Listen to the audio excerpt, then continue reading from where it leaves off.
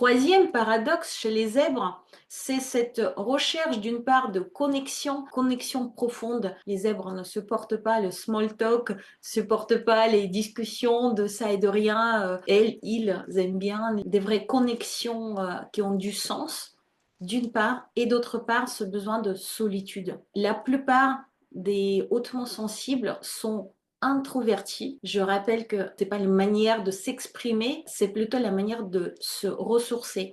La plupart des hautement sensibles se ressourcent seuls, dans leur bulle. Donc on peut parfois les considérer comme étant même un peu sauvages. Et ça dure vite dans les rencontres, dans les networking, dans des grands groupes. Ils ont besoin de leur bulle pour être bien avec soi et assez régulièrement pour se remplir d'énergie. Comment équilibrer ce paradoxe? Comment le résoudre? Trouver un juste dosage.